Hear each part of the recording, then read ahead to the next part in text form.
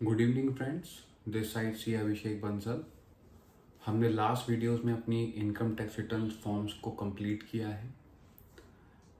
मैं एक बहुत इम्पॉर्टेंट और बहुत इंटरेस्टिंग टॉपिक लेके आ रहा हूँ। वो इनकम्स जो कहीं और टैक्सेबल नहीं होती, वो इनकम फ्रॉम अदर सोर्सेज में टैक्सेबल होती हैं। इसमें एक बहुत इंटरेस्टिंग टॉपिक आएगा, गिफ्ट्स। बहुत लोग को क्वेरी होती है, वो सब रिजॉल्व हो जाएंगी अगली 2 वीडियोज़ में। बहुत इंपॉर्टेंट टॉपिक है गिफ्ट्स। ध्यान से हमें चीज़ों की ट्रांजैक्शंस करनी पड़ती हैं जिससे कि हम गिफ्ट्स के एम्बिट में ना आ जाएं। आज मैं इस वीडियो में income from other sources start करूंगा। बेसिक स्टार्ट करेंगे, बिल्कुल basics. Income from other sources होता क्या है, और धीरे धीरे आपको पता चल जाएगा कि हम कौन कौन सी इनकम फ्रॉम अदर सोर्सेज में फाइल करते हैं, इंक्लूड करते हैं। तो इनकम फ्रॉम अदर सोर्सेज का जो चार्जेबल सेक्शन है वो सेक्शन 56 है, 56 है।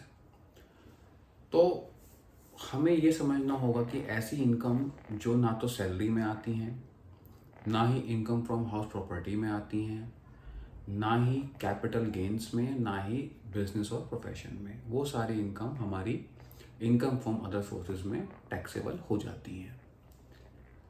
दूसरी कंडीशन, वो इनकम एग्जेम्प्ट ना हो इनकम टैक्स में। अगर एग्जेम्प्ट इनकम है तो वो कहीं आएगी ही नहीं, बस you have to report in the ITR for the reporting purpose only.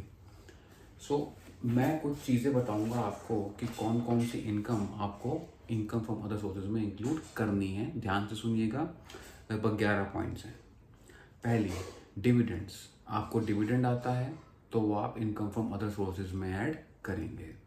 दूसरा, आपने lotteries, crossword, puzzles, income from horse racing, gambling, आपने कोई पैसे जीते हैं तो आप इनकम फ्रॉम अदर सोर्सेज में उसको ऐड करेंगे। तीसरी पॉइंट, एम्प्लॉय ने सपोज फॉर एग्जांपल एक मिस्टर एक्स हैं जो ऑफिसर हैं, उनका PF कट रहा है सपोज 10,000 रुपये। अब PF काट कर एम्प्लॉयर ने, जो कंपनी है, उसने अपने पास रख लिया। जब तक वो कंपनी एम्प्लॉय का हिस्सा जमा नहीं कराएगी PF डिपार्टमेंट को, तब तक हम उसकी इनकम, कंपनी की इनकम मानते रहेंगे। जैसे जमा कराएगी हम इनकम नहीं मानेंगे, right. Next we have interest on securities. आपकी कोई सिक्योरिटीज़ हैं, उस पर कोई इंटरेस्ट है, फिक्स्ड बियरिंग इंटरेस्ट सिक्योरिटीज़ हैं, तो वो इनकम फ्रॉम अदर सोर्सेज में टैक्सेबल हो जाएंगी। पांचवा, आपने कोई रेंट पर मशीनरी दे रखी है, प्लांट, मशीनरी, बिल्डिंग, जो कि मशीनरी से अलग नहीं हो सकती है, तो उसका कोई रेंट आता है तो वो आप इनकम फ्रॉम अदर सोर्सेज में ऐड कर देंगे। फिर यदि वो प्रोफेशन या बिजनेस में टैक्सेबल नहीं है तो फिर एनी सम ऑफ मनी, यानी कि आपने कोई गिफ्ट दिया, आपने कोई गिफ्ट लिया फॉर एग्जांपल किसी पर्सन से जो आपका रिलेटिव नहीं है। रिलेटिव की डेफिनेशन मैं आपको नेक्स्ट वीडियो में बताऊंगा।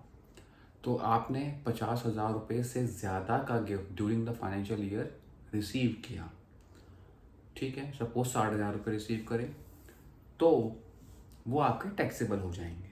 अगर आपने अदर देन रिलेटिव लोगों से, फॉर एग्जांपल मिस्टर एक्स है, उसका बर्थडे है, उसके फ्रेंड ने उसको 1 लाख रुपए गिफ्ट कर दिए, तो 1 लाख रुपये आप टैक्सेबल हो जाएंगे, वो इनकम में ऐड हो जाएगी, इनकम फ्रॉम अदर सोर्सेज। अगर 40,000 रुपये टैक्स, अगर 40,000 रुपये गिफ्ट करता तो कोई टैक्स नहीं लगता, 50,000 तक की छूट है। अच्छा, फिर फॉर एग्जांपल आपने कोई मान लीजिए आपने कोई इमूवेबल प्रॉपर्टी ली, सपोज उसकी कीमत 50 लाख रुपए है। अब आपने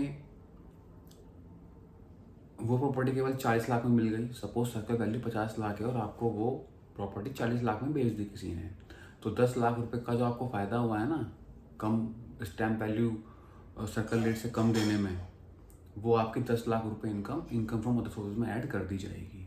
और जिसने आपको प्रॉपर्टी बेची उसकी हम सेल वैल्यू 50 लाख ही मानेंगे, ठीक है। मैं आपको बताऊंगा, इसको डिटेल में बताऊंगा, बहुत इंपॉर्टेंट सेक्शन है। 50C लगता है, सेक्शन 56 साथ में 50C लगता है।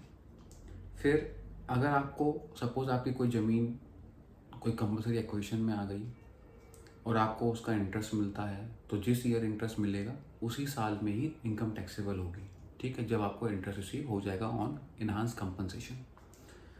अब मान लीजिए आप कोई प्रॉपर्टी बुक कराने गए, आपने उसको बयाना दिया, टोकन मनी जिसे बोलते हैं, सपोज 50,000 रुपये या 1 लाख रुपये, 10,000 रुपये, 2,000 रुपये, और किसी कारणवश वो डील फाइनल नहीं हुई, तो वो बेसिकली वो टोकन मनी तो ख़त्म हो जाता है। तो जिसने वो टोकन मनी रिसीव किया उसकी हम इन अदर सोर्सेज की इनकम में ऐड कर देंगे। फिर रिफंड ऑफ इनकम टैक्स, देखिए income tax refund is not an income, लेकिन interest on income tax refund is income. अगर आपको रिफंड पर इंटरेस्ट मिलता है तो वो हम आपकी इनकम फ्रॉम अदर सोर्सेज में ऐड कर देंगे। अगर आपको टैक्स का रिफंड मिलता है तो टैक्स का रिफंड कोई इनकम नहीं है, तो उसको हम ऐड नहीं करेंगे। अब for example the supreme court, एक डिसीजन आया है, the supreme court was held that interest receive by the assessee from the FDR. Suppose हमारे पास कोई एफडी है, हमारे पास को इंटरेस्ट रिसीव हो रहा है बैंक से, तो क्या होगा, हमें उस पर कोई डिडक्शन तो मिलनी नहीं है, हमारी इनकम में ऐड हो गई, राइट। मान लो आपके पास 50,000 रुपये का ब्याज आया, आपकी मैंने फॉर्म 26 देखा, या मैंने आपका 26 में आई जाएगी एफडीआर की इनकम, वो मैंने आपकी आईटीआर में ऐड कर दिया, इनकम फ्रॉम अदर सोर्सेज। अब फॉर एग्जांपल आपने एफडीआर पे लोन ले लिया, राइट। तो आप जब लोन लेंगे तो उस पर इंटरेस्ट पे करेंगे, तो उस जो आप इंटरेस्ट पे कर रहे हैं, ऐसा नहीं है, मान लो आपने सपोज आपकी एफडीआर की इनकम 1 लाख है ब्याज से, और आपने लोन लिया एफडीआर पे, और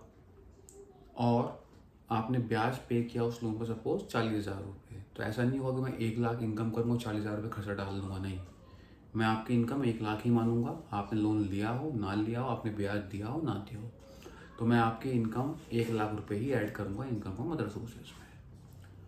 तो आज की वीडियो में इतना। मैं अपनी नेक्स्ट वीडियोस में आपको बताऊंगा गिफ्ट के ऊपर, बहुत इंपॉर्टेंट टॉपिक है, आपके सारे डाउट्स क्लियर कर दूंगा मैं गिफ्ट के ऊपर। आप फिर आराम से गिफ्ट को ट्रांसफ़र कर सकते हैं कहीं पर भी as per the provisions of income tax, right. तो आपको कोई क्वेरी हो तो आप मुझे कांटेक्ट कर सकते हैं 9818190943। Thank you very much.